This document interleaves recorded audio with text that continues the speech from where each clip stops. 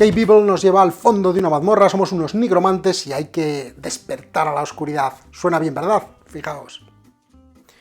Bueno, aquí está el despliegue de K-People, sé que lo veis un poco cortado, está puesto para 3 jugadores, pero lo que no veis del mapa es básicamente lo mismo. Os cuento un poco lo que hay. Un mapa que tiene un montón de hexágonos y tiene una cuenta alrededor que es el ojo, que empieza aquí con este marcador y se irá moviendo en estas casillas que se ven aquí como de vórtice hasta que llegue a una casilla, está por este lado, no la veis, pero digamos que hay unas casillas con un ojo. No, esta tampoco se ve. Bueno, hay unas casillas que tienen dibujado un ojo según el número de jugadores. Cuando lleguemos a esas casillas es la revelación, luego volvemos a ello. Y cuando lleguemos a estas, hay una para 2-3 jugadores y hay otra para 4 jugadores, que sería la última, es la revelación. Luego, insisto, volveremos a esto. En este mapa tenemos colocado, inicialmente se colocan, bueno, los jugadores lo colocarán, o en el manual viene una colocación estándar, esto sería para 3 jugadores, pues se colocan pasillos largos donde están las guaridas de los jugadores. Esta es una guarida, esta es otra y aquí está la tercera. Dentro de la guarida hay una casilla donde está la piedra del alma, en mi caso verde, he cogido los componentes verdes, que es algo que hay que defender a toda costa. Y luego además hay 3 pasillos cortos con un salón del trono en cada uno de ellos. Esto, como digo, lo colocarán los jugadores, está alrededor del foso central, que es donde está el mal antiguo.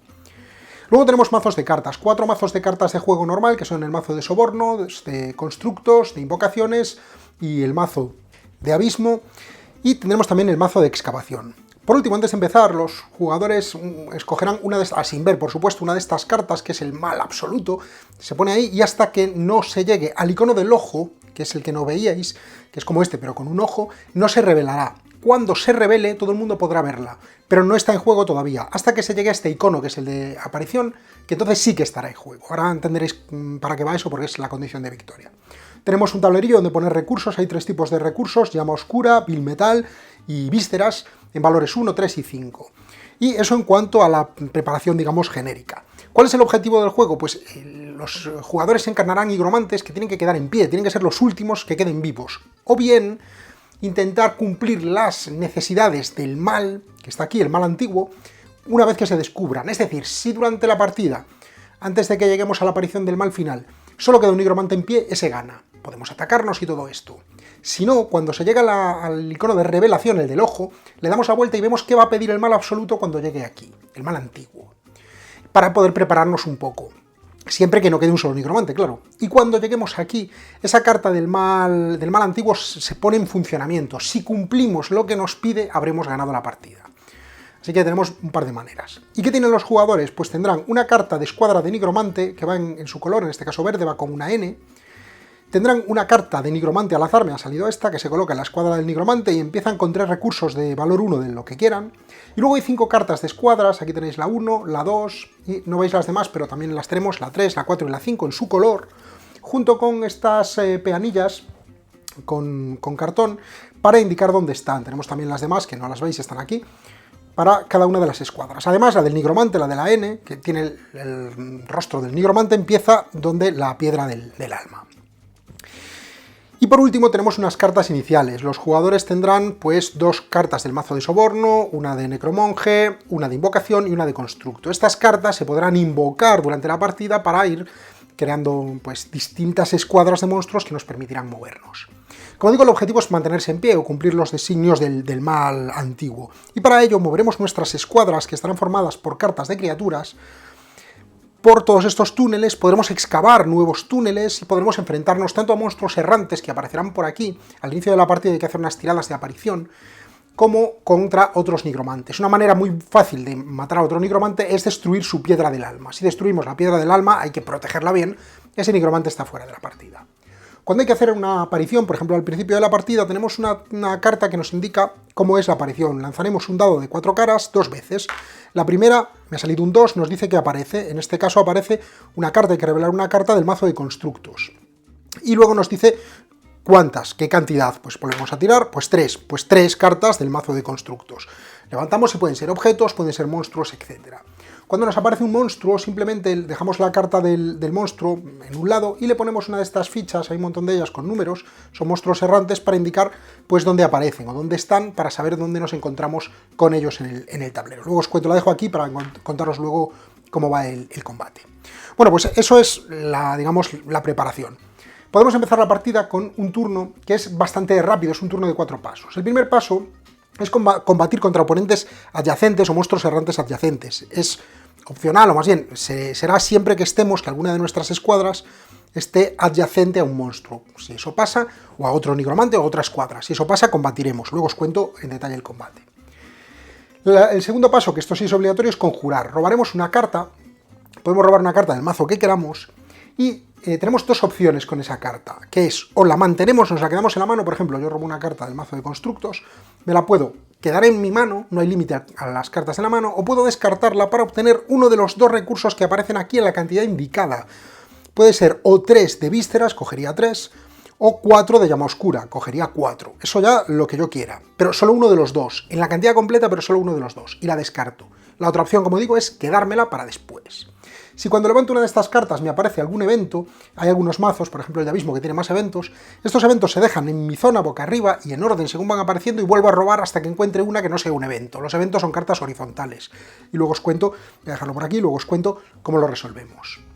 Y luego tenemos el tercer paso, que son las acciones de las escuadras. Cada escuadra, inicialmente solo tenemos la del nigromante, pero veremos que crearemos más, tiene una acción que puede realizar, una acción normal, y luego todas las gratuitas que quiera. Las acciones gratuitas, la más básica es el movimiento, cada escuadra se puede mover, las escuadras las forman distintas criaturas. Voy a poner otra criatura ahí para que lo veáis. Vale, estas criaturas tienen unos valores de combate, pero además nos indican cuántos objetos pueden usar o transportar. En este caso pueden transportar y usar uno, y este también puede transportar y usar uno, como máximo entonces 2. Los objetos son cartas que se pueden colocar y simplemente están dentro de la escuadra. Y tiene también un tamaño para indicar qué tamaño tiene el monstruo. Puede ser tamaño normal, puede ser tamaño mediano, que es un icono más grande, o tamaño grande, que es como un icono de dragón. Cada escuadra puede tener 3 de tamaño normal, 1 de tamaño normal y 1 de tamaño mediano, o bien 1 de tamaño grande. Y luego tenemos aquí los familiares, que son estos, que no ocupan hueco. Y también tienen unos pasos de movimiento, 3 y 3. El movimiento de la escuadra está limitado al que mueva menos, por supuesto. En este caso es 3. Cuando movemos a la escuadra, que va representado con esto, o con el número correspondiente, si fuese otra escuadra, se moverá por las casillas hexagonales. Pues mover es gratuito, es una acción gratuita. Lo mismo que realizar ciertas habilidades, si tienen habilidades. Y luego las acciones normales son, pues, la opción más básica, y solo puedo hacerla a la escuadra del nigromante, es invocar para conseguir nuevas criaturas. Para ello, una carta que está en mi mano la invoco, o bien en mi cuadrilla, en mi escuadra, o bien en alguna adyacente. Si no hay, puedo crear una directamente adyacente, y esta criatura, por ejemplo, en vez de invocarla aquí, podría invocarla en esta, y ahora ya tengo 2 listas. Para invocar tengo que pagar el coste de invocación desde los recursos que tiene la escuadra, en este caso el nigromante. También solo la escuadra de nigromante tiene una segunda acción que es trance, meditar, digamos. Lo que hacemos es robar una carta adicional de uno de los mazos, el que queramos, pero no podemos cambiarla por recursos, es para quedárnosla en la mano y no podemos movernos en todo el turno.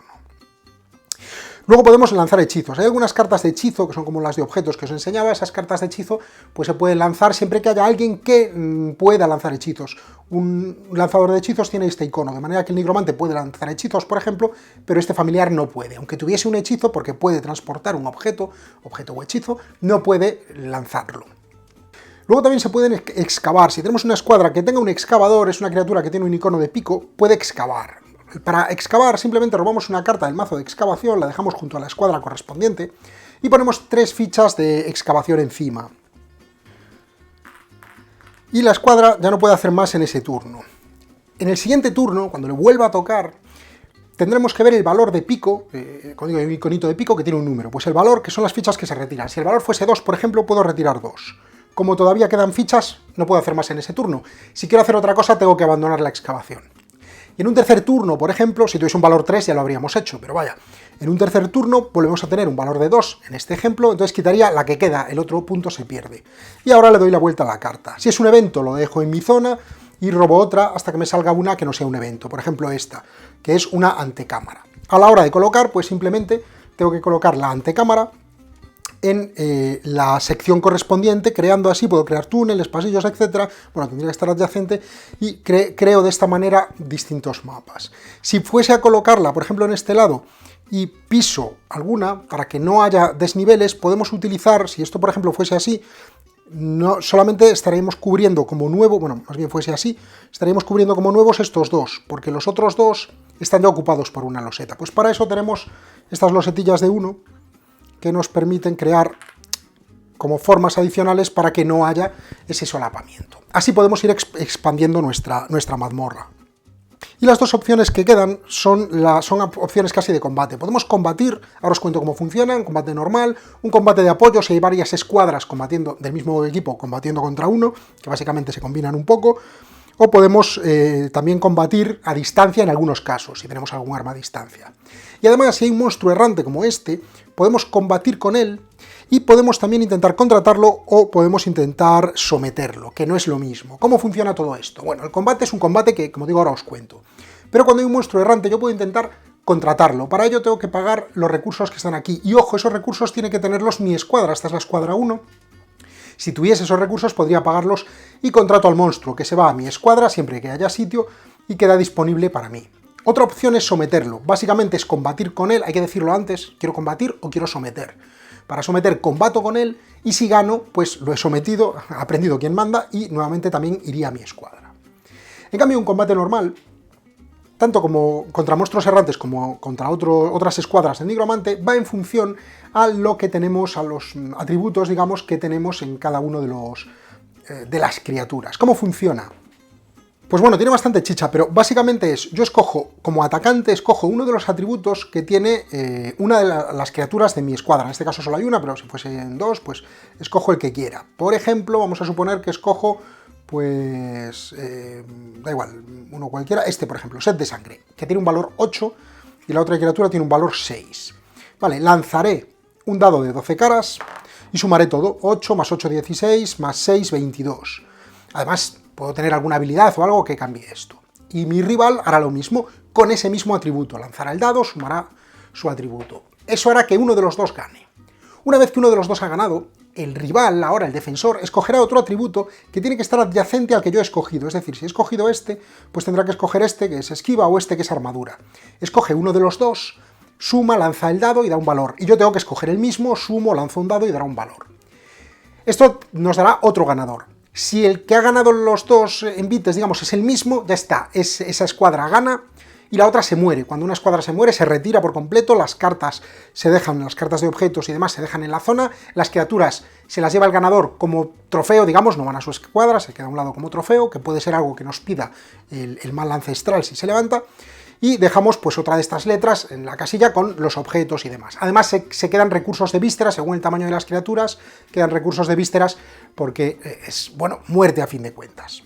Sin embargo, si ha ganado un envite cada uno, hay que hacer un tercer envite con el atributo que queda. Si yo, por ejemplo, como atacante he escogido este, y el defensor en su segunda tanda ha escogido este, y hemos ganado uno cada uno, ahora obligatoriamente vamos a combatir con este, con el otro que está adyacente. Lanzamos los dados, sumamos, etcétera, y esto hará que se desempate, que uno de los dos gane. Y lo dicho, cuando una escuadra muere, se retira, etcétera, y la otra, pues, es la ganadora. Bueno, pues no hay más, así podemos ir haciendo acciones, combatiendo, etcétera, hacemos una acción por escuadra. El último paso del turno, el cuarto, es el de resolver eventos. Ahora iremos resolviendo los eventos que hemos descubierto uno por uno y en orden. Primero este evento, vienen bien explicados, luego este, etcétera. Los eventos suelen ser negativos, pero bueno, hay un poco de todo. Resolvemos los eventos, quitamos las cartas de evento y estamos listos para empezar una nueva ronda.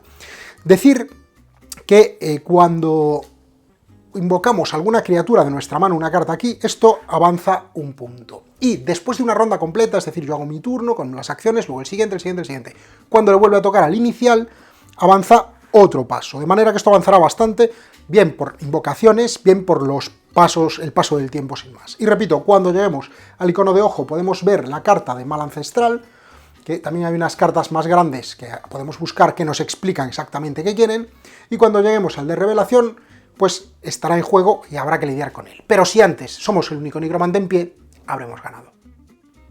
Un juego muy oscuro para aprendices de nigromante, este Cave Evil Spain Edition.